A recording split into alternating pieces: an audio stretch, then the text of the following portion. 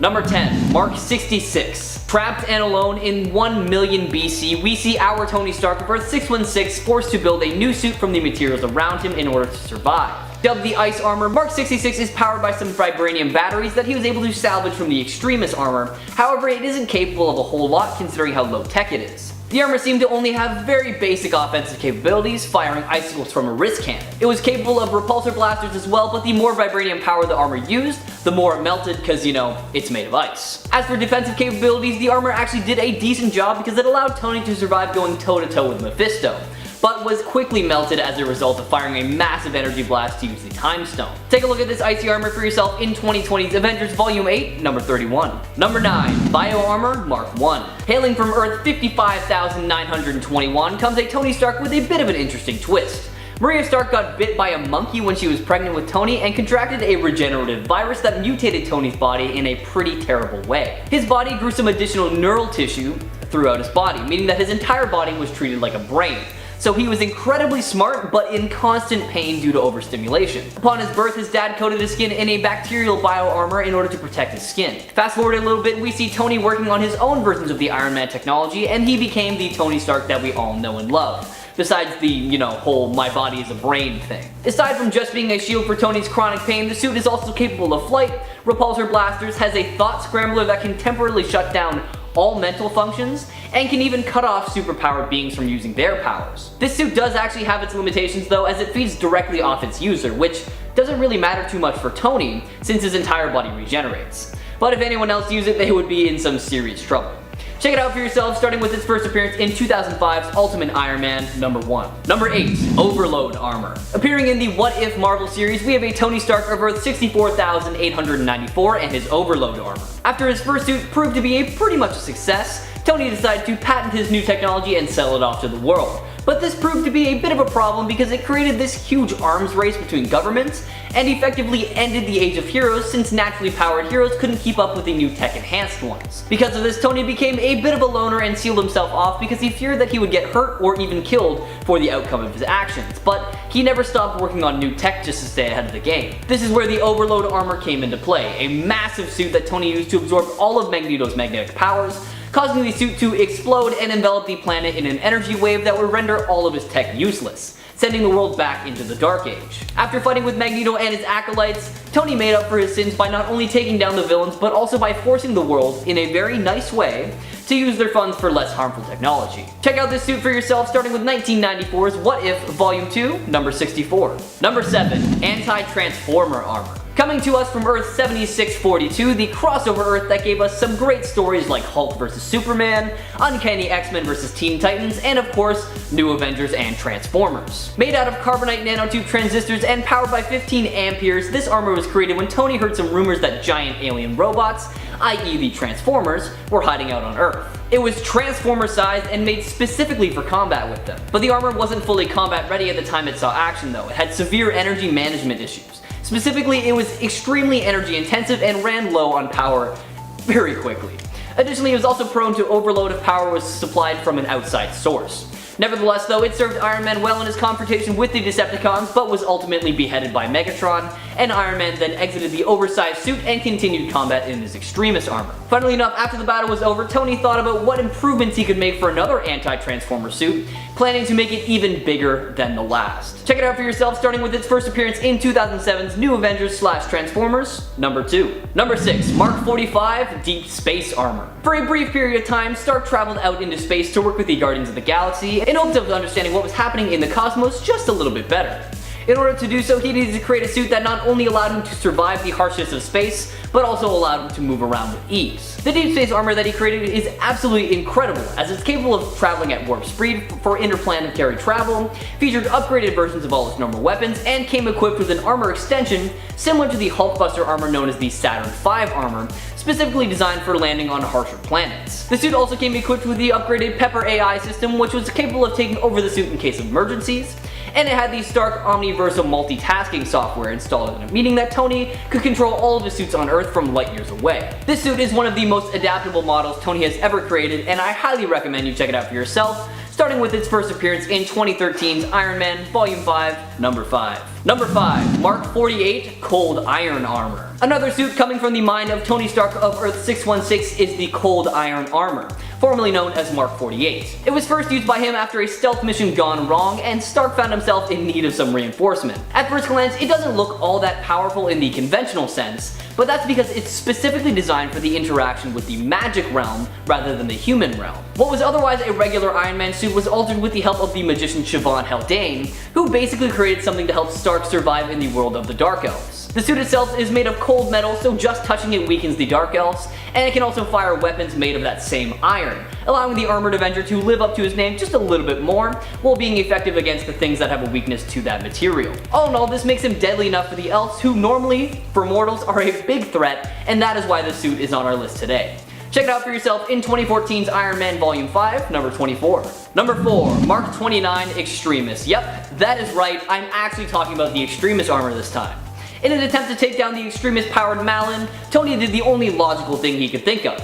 Inject himself with a modified dose of Extremis to heal his injuries and allow him to pilot a suit that he'd been working on that was a bit tougher and a lot lighter than anything else he had built before. The modified dose allowed the crucial undersheath of the Iron Man suit to be super compressed and stored in the hollows of Tony's bones. The undersheath became directly wired to Tony's brain, which allowed him to control the new Iron Man armor with thought and even interface with other technologies. As one of Tony's more famous and recognizable suits, you probably already know a bit about it and what it's capable of, but I'm gonna give you the rundown anyways.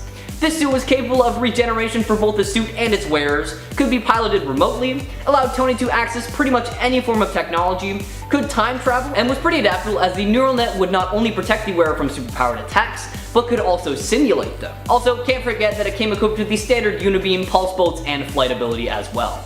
Why not check it out for yourself, starting with 2005's Iron Man Volume 4, Number 4. Number 3. Mark 38 Uru Armor. Making its debut in the Fear Itself storyline, the Uru armor, also known as the Iron Destroyer, was an enchanted bleeding edge armor that was based off the Destroyer, enhanced with Asgardian magic, and covered in Asgardian Uru metal. During the War of the Serpent, Odin Borson let Stark have access to the forges and created an arsenal of Uru weapons to combat the enemy forces raising the Earth. In order to acquire his own enhancements, Tony merged the systems of the bleeding edge armor with Uru, turning it into the Iron Destroyer until the end of the battle. This specific suit's capabilities are not entirely known, but since it is an improvement on the bleeding edge armor, then we can only assume it still has all those capabilities of that suit, such as regeneration, that whole energy blade and deflector shields thing, and of course, the normal weaponry that you would expect. Now, just imagine all of that, coupled with the almighty power of Asgardian magic and a near indestructible metal. That would make for one ridiculously OP suit. So why not check it out for yourself in 2011's Fear Itself Number 7, and let me know what you think of it in the comments below. Number 2. Mark 68. Now, if you're not familiar with the more recent Iron Man storyline, don't worry, I will not spoil too much of it for you, but just in case you don't want to know anything about it, you might want to skip ahead a little bit. After Tony finally realized he was the real Tony Stark, it's weird, I know, but it makes sense in context, trust me, he started working on this specific suit using all of the virtual resources available to him. What sets his suit apart from his other suits is that it's not actually made of metal or any matter at all. This suit is composed of solid holograms from the E-scape. This allows Tony to create any weapon he could possibly think of, including repulsor beams and unibeams. The armor also augments Tony's strength to the point where he could easily rip apart the armor of his brother Arno. Now defensively, the armor can protect against any standard weapons like missiles and unconventional ones like repulsor beams as well. I think the best way to sum up the suit is with a quote from Tony Stark himself. "Come on, Arno, still making armor out of metal? How very 2020. I'm a futurist. My new suit's made of an entire world, the E-scape. Solid hologram, virtual armor, it's only my limit. My imagination." Take a look at this armor for yourself, starting with 2020's Iron Man 2020, Volume 2, Number 5. And Number 1, ZIRAN armor. Making its debut in What If Newer Fantastic Four, a new iteration of the Fantastic Four was introduced to us made up of Iron Man, Spider-Man, Wolverine, and the Hulk. This iteration goes up against Thanos as they are apparently the best chance of taking him down, and they do actually succeed with Wolverine cutting off his arm, but Anyways, I'm gonna focus on the ZIRAN suit now. When ZIRAN, the tester of the Celestials, was murdered by Thanos via the use of the Infinity Gauntlet, the newer Fantastic Four brought ZIRAN's arm through their modified Negative Zone portal where Tony Stark and Bruce Banner, who had been permanently separated from the Hulk at the time, could study it properly. After learning that the Celestials controlled their armor via sheer willpower and thought alone, Tony managed to adjust the armor to respond to human thought, and linked it to the Negative Zone using Mr. Fantastic's technology, and then took control of the armor and made it his own. The actual capabilities of this suit are not fully known, but with the vast cosmic powers it should possess, the armor is able to withstand planet-shattering impacts with ease, and the armor is able to withstand strikes from nuclear warheads, and is said to even be more powerful than some of the Celestials out there. And not to mention, it's said to be even more powerful than the God Killer Mark II. If you've got any more info on this suit, please let me know in the comments below. I am honestly in love with it and would love to know some more. For now though, check it out for yourself in 2009's What If Newer Fantastic Four.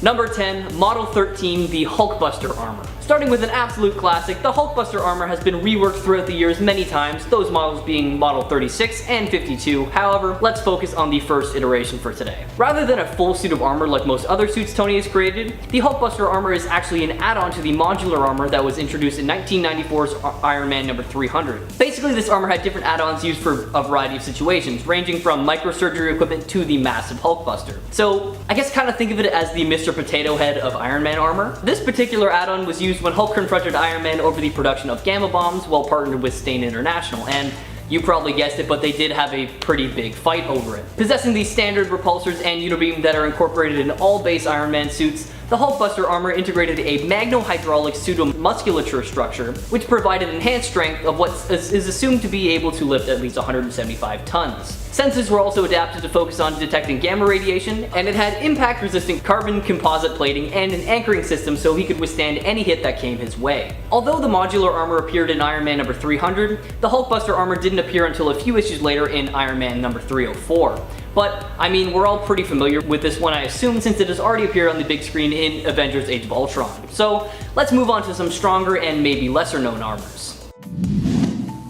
Number 9, Model 57 3FB. Known officially as the Fin Fang Foom Buster, this suit was designed by Tony alongside Stark Unlimited as a countermeasure against his longtime enemy, Fin Fang Foom. Before we dive more into this design, I do just want to say this one is probably my favorite suit design but I probably am a little bit biased considering I grew up on Gundam and Power Rangers, so anytime I see a blocky looking behemoth of a robot, I am instantly in love. But anyways, let's not dive too far into this tangent.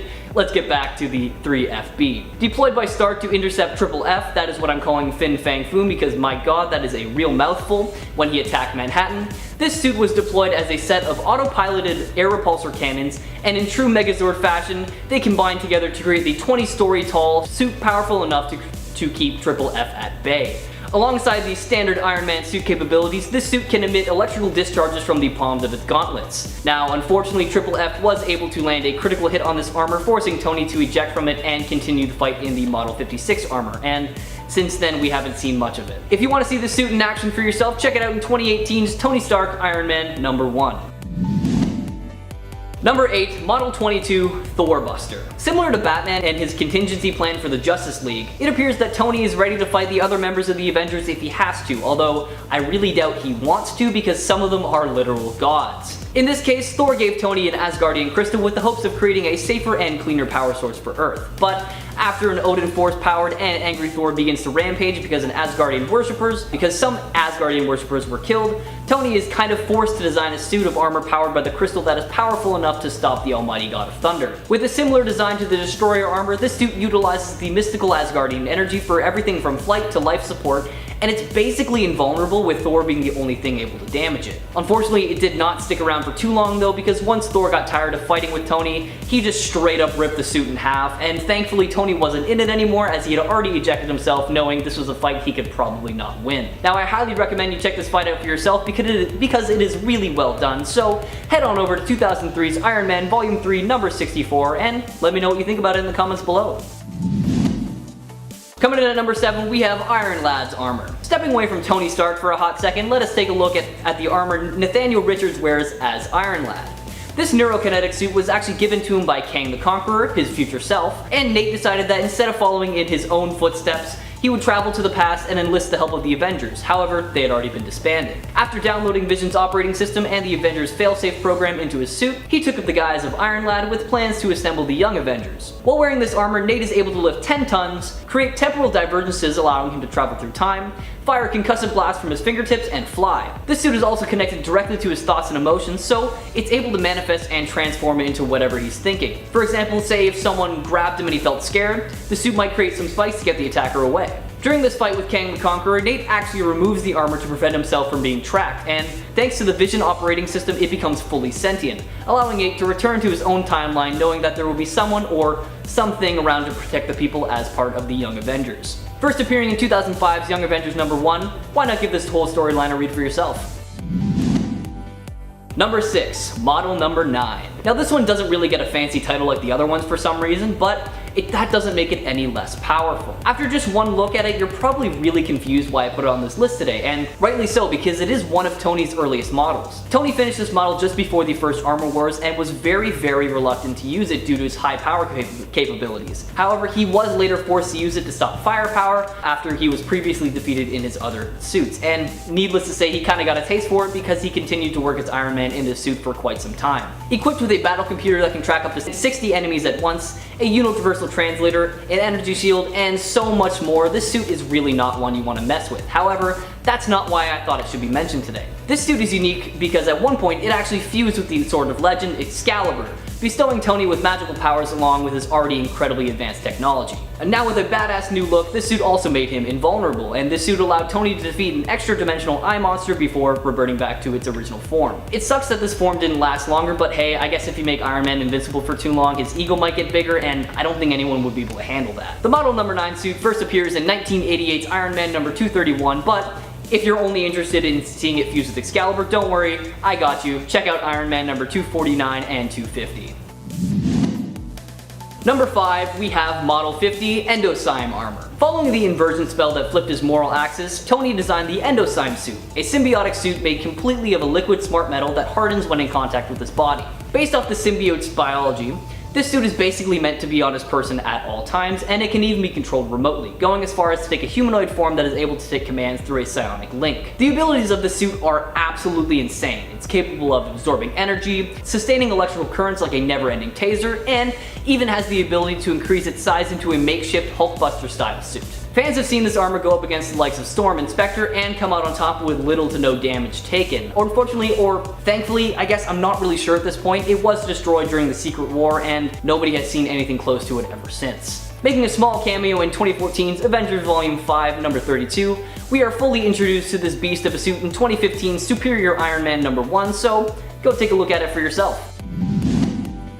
Coming in at number 4, we have Model 51 Model Prime Armor. With the prototype first appearing in 2015's Contest of Champions #1, this suit's full version came to life in the Invincible Iron Man Volume 3 #1, and man, it is a pretty dang good suit. It basically combines all the aspects of Tony's other suits, making it adaptable to any task at hand. Even though it was designed solely because Tony felt threatened by Riri Williams, the 15-year-old MIT student who was able to reverse engineer some of his tech, it's a good thing it came to be because it has been very useful. Comprised of small hexagonal scales, this suit features upgraded versions of the standard Iron Man armor weaponry such as repulsor blasters that can cut through enemies with phasing abilities, and 3 unibeams on his chest, effectively making it a tri-beam. This suit also has some new tricks up its sleeves, such as a new onboard cloaking system. It can work autonomously if the pilot is injured, and most impressively, the suit can change shape at a moment's notice into anything from a sword to a complete shift into a HULKBUSTER-like suit. It's also immune to a number of attacks, namely sonic attacks and EMPs, and can take a serious beating from the likes of Captain Marvel and so many more. There has also been another character in the Marvel Universe who actually donned this specific suit for a bit, but you know what, I'll let you find out who it was for yourself.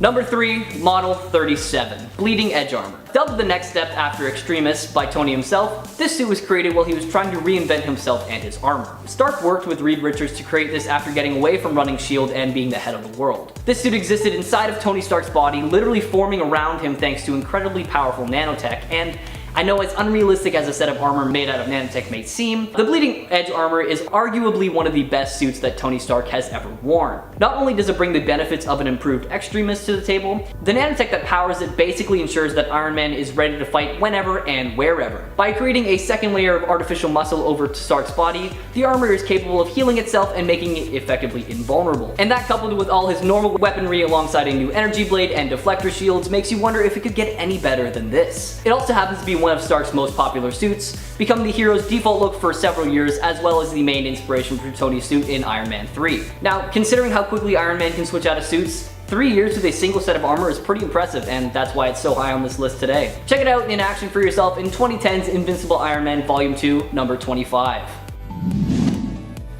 Coming in at number 2, we have Model 61 God Killer Armor Mark II. Based on the original God Killer armor created by the Aspirant many eons earlier, Tony created this celestial-sized armor and kept it hitting, having it orbit Mars in case one day a threat was big enough to warrant using it. Powered by 8 nuclear reactors, this suit is pretty basic when it comes to weaponry, only possessing repulsor blasters. However, its speed and strength make up for it, being able to travel between Earth and Mars in a matter of minutes, and able to lift celestial beings off the ground. When the Dark Celestials came to attack Earth in 2018's Avengers Volume 8 number 5, Tony felt it was finally time and deployed this behemoth of a machine. Allowing him to hold his own against the Dark Celestials for a short period of time, it ended up being no match for the almighty beings after Callus the Void was able to rip off its left arm. Hoping that taking one out would cause others to retreat, Tony attempted to launch the suit into space to blow it up. However, he was stopped by an army of dead Celestials reanimated by the Horde. With no other option, Tony ejected himself from the suit and caused it to self-destruct. Even though this armor only lasted 2 issues, its sheer power and overall manufacturing cost of over $4 billion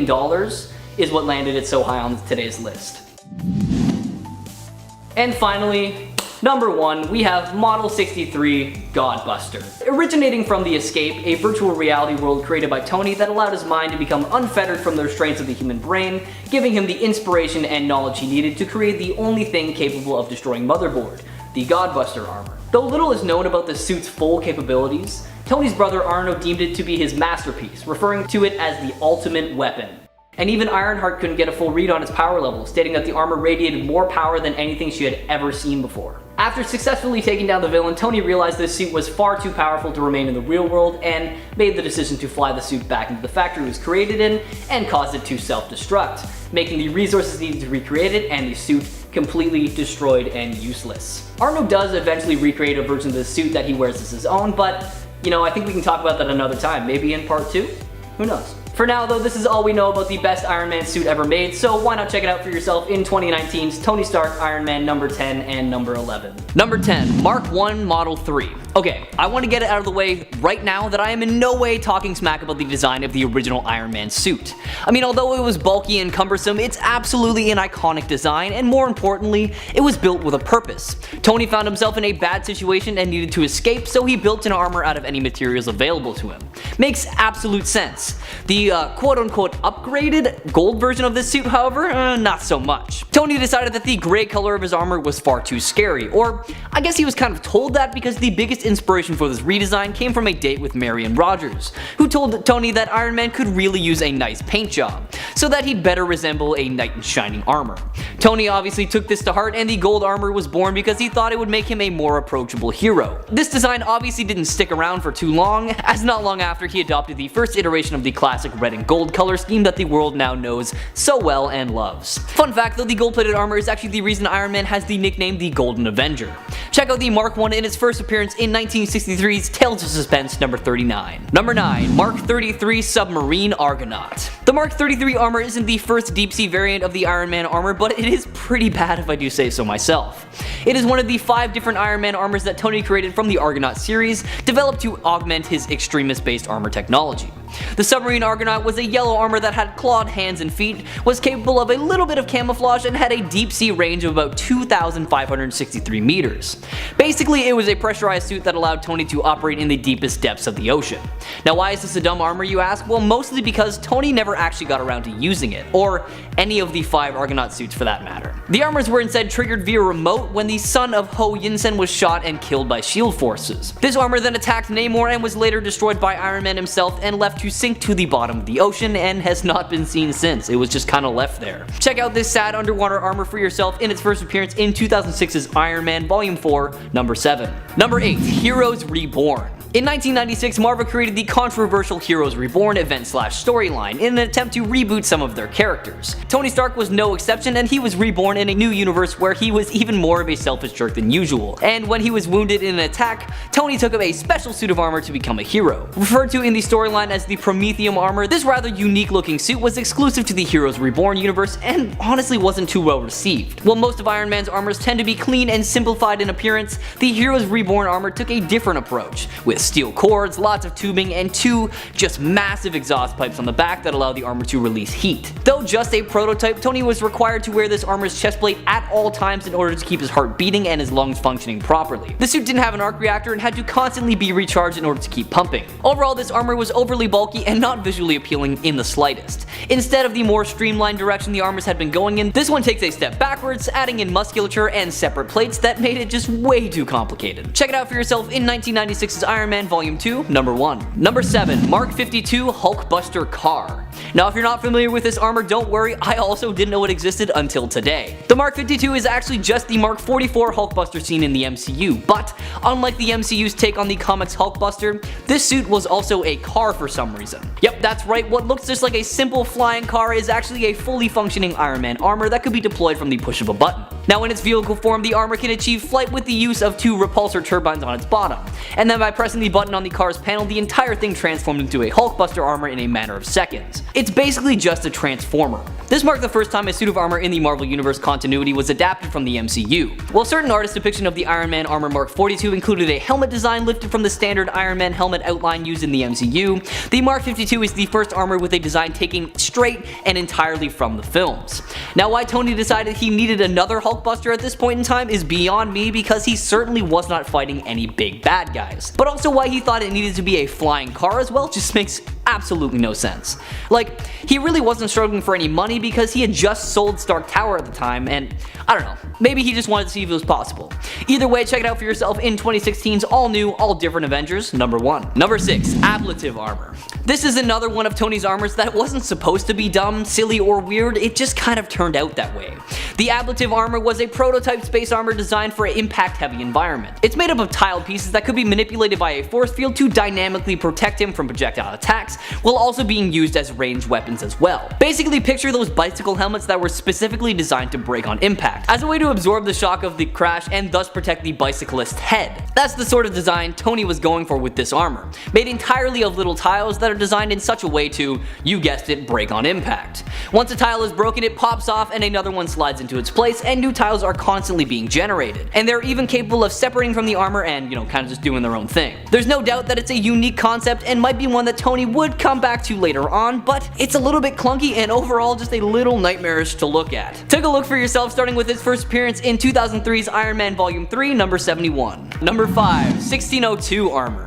I think that everyone can see what Neil Gaiman and Adam Kubert were going for with the Iron Man design from the 1602 miniseries. It is a steampunk-esque design from the Middle Ages, and that sounds like a great idea on paper, but in execution it's actually very over-designed and somehow more complex in the Mark I armor. In the world of 1602, Anthony Stark is Lord Iron, a man who was taken captive during the Anglo-Spanish War and forced to make weapons, after being subjected to torture by this universe's version of Bruce Banner named David Banner. Later on, after Banner becomes the Hulk, Stark is summoned by the King of England to track Banner down. Needing some sort of protection in order to survive, Stark dons his iron armor that is powered by lightning bottles that provides him with super strength and near invulnerability alongside a couple other fun electricity powered gadgets. Stark eventually found the Hulk, and despite his pleas for forgiveness, Stark continued to attack him until a much bigger threat forced the two of them to team up. With a busy paint scheme and design, the 1602 armor ends up making Iron Man look a bit like a Doctor Who villain, which probably wasn't the intention, and that is why it's on this list today. Check it out in 2005's Marvel 1602 New World number 2. Number 4. Mark 6 Hydro armor.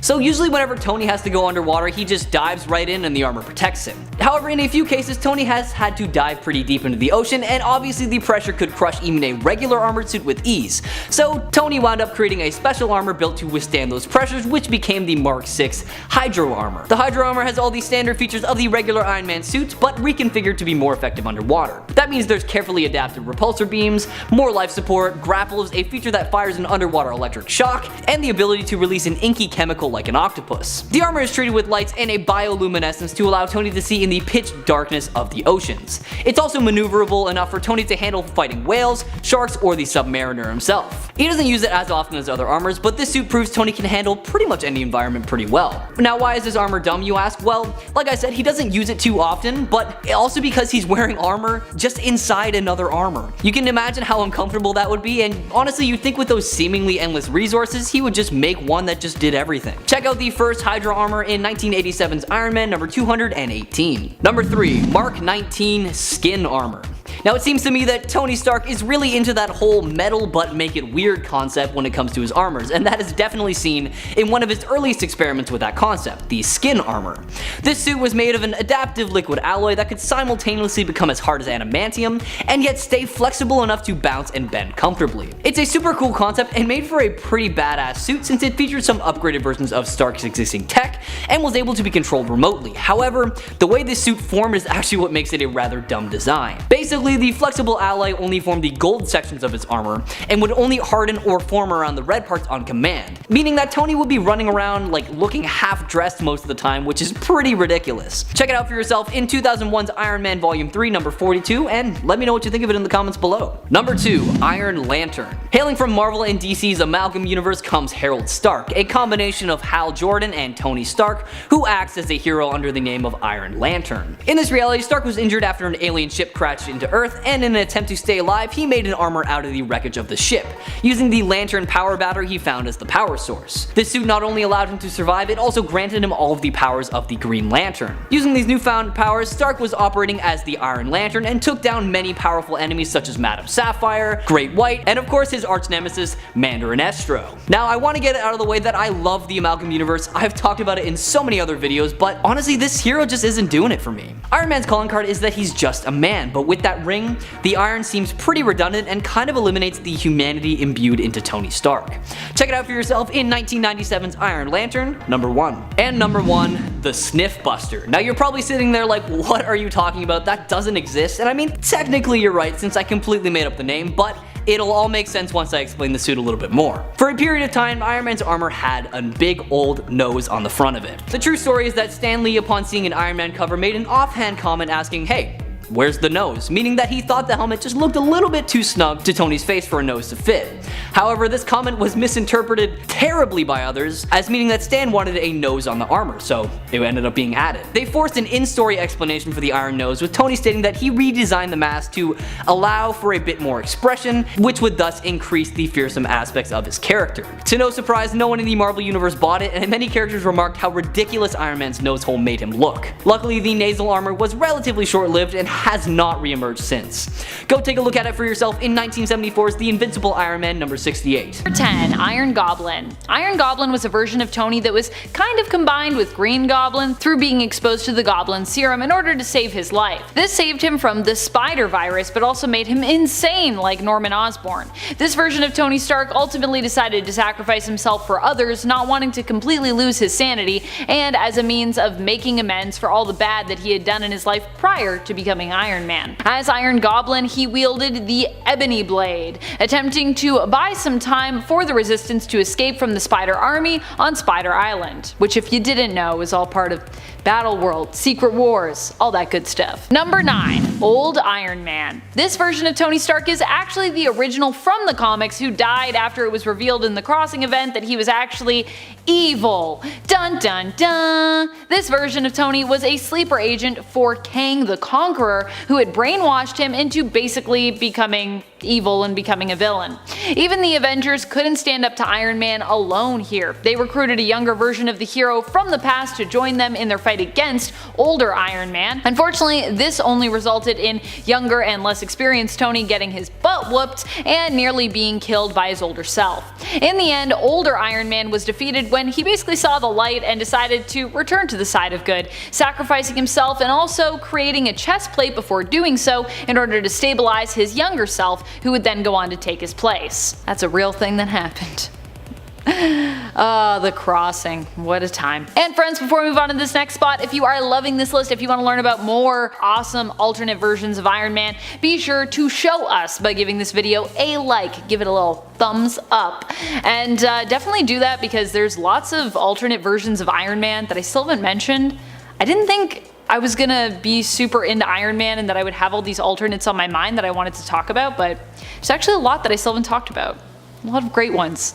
A lot of lady Iron Mans as well that we haven't talked about. Iron Womans. Iron Womans? I don't know. Number 8. Superior Iron Man. While this is still Tony Stark from the main continuity, Stark also kind of erased this version of himself from his brain in order to... This is so complicated, I love it. While this is still Tony Stark from the main continuity, Stark also kind of erased this version of himself from his brain in order to protect important information from falling into the hands of Hammer's director, Norman Osborn, at the time during Dark Reign. So for that reason, I'm gonna count him, because he kind of erased this version of himself, even though it all happened in main continuity. Superior Iron Man, or evil Tony Stark, was created during the events of Axis, when heroes and villains had their alignments flipped. So heroes became villains and villains became heroes. It was a weird but overall fun time in terms of what the characters got up to. Tony managed to shield himself from having his alignment return to normal and, in secret, kept his alignment evil. This version of Tony had no moral code holding him back, and at one point almost successfully took over San Francisco with the creation of a phone app and a little bit of Extremis. True story. Well, maybe a lot of Extremis, because it went into the water supply. But still, I think it's impressive if you can be like, here's an app. It's free. Now it's $100 a day! That's crazy. Sorry, $99.99. Because that's a more appeasing price to the eye. Did you know? Number 7. Iron Man 2.0. This was a name that Rhodey took up later on as a version of Iron Man who served the government, but Tony Stark's BFF James Rhodes actually took up the mantle of Iron Man way before that in the comics as well, back when he was known just as Iron Man. Of course, with this being an alternate list, I thought just calling him just Iron Man might be confusing, so I took the later editorial name that was used in the comics when he was Iron Man another time. Rhodey ended up taking over as Iron Man actually way back in the 80s in the comics, after Tony's alcoholism was getting in the way and making it difficult for him to act as a hero responsibly. And Rhodey actually stayed as Iron Man for quite some time, while Tony took time off to relax and recover. Rhodey was an impressive Iron Man, but would eventually be forced to give up the mantle due to headaches that he suffered as a side effect of the suit not being properly calibrated to his brain patterns. Which honestly, I feel like if you're taking over as Iron Man, that should probably be a step that happens. Like, it's kind of rude that Tony didn't think about that. These headaches made him overly aggressive and irritable, forcing Tony to reclaim the mantle once more, because it was too dangerous. But he'd be Iron Man again later, so yay! Number 6. Iron Man 2020. This version of Iron Man is the brother of Tony Stark and the legitimate child of Howard and Maria Stark, because as we'd later find out, Tony was adopted. But before that happened, they had Arno. Arno had to be hidden away for years because he was sick and in danger, but once that was somewhat resolved, it's kind of a long story, Tony ended up learning of his existence and reached out to meet his brother. Arno Stark is also known for his brilliant intellect like his brother. In fact, he has even claimed to be smarter than Tony in the past, which I don't know, but I personally think that it could be true.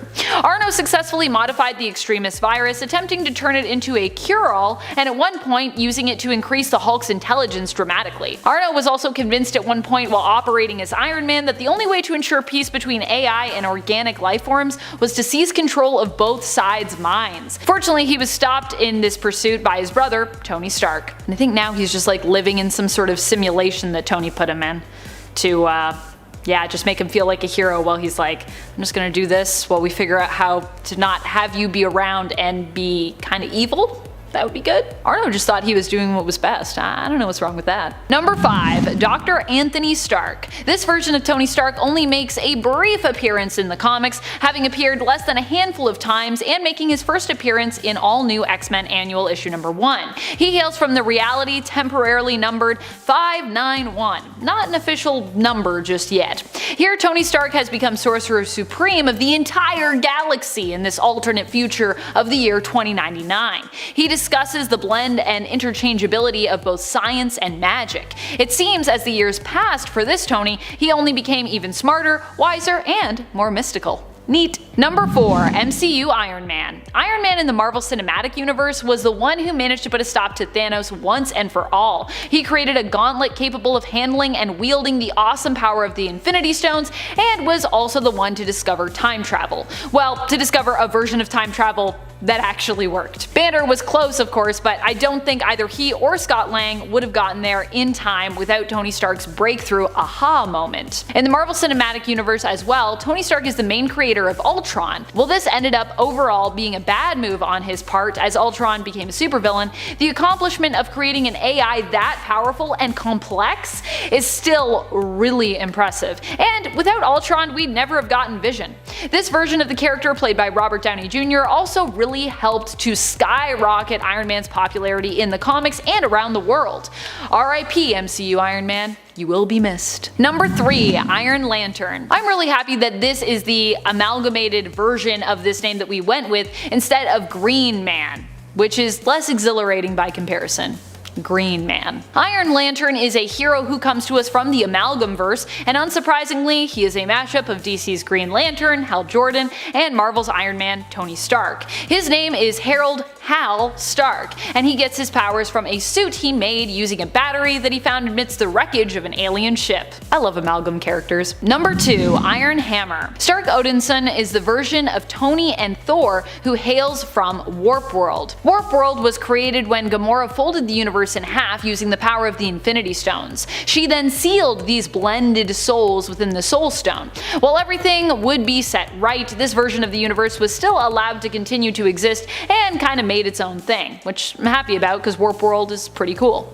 Iron Hammer has both the ingenuity and brilliant armor of Tony Stark, as well as the Asgardian strength, immortality, and hammer Mjolnir of Thor Odinson. Number 1. Infamous Iron Man. Controversial opinion possibly, but I think Victor Von Doom is the most powerful of all of the Iron Mans. Doom took up the mantle of Iron Man following the events of Civil War II, which saw Tony left in a coma as a result of a fight with Captain Marvel. Dr. Doom, after the events of Secret Wars, had been looking to turn over a new leaf, and had decided to ally himself with Tony Stark as such, which also meant fighting on his side during Civil War II.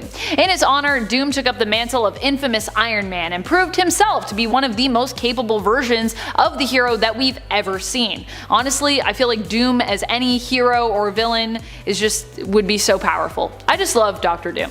I don't know, spoiler alert, I love Dr. Doom. You already knew that. When this happened, even the villains knew they needed to be on high alert, gathering to discuss an alliance as they assumed this would be the only way to protect themselves against infamous Iron Man, only to have Doom drop in on the meeting and make quick work of, well, pretty much all of them. Infamous Iron Man was great and honestly was too short-lived. Come back, infamous Iron Man, come back to us.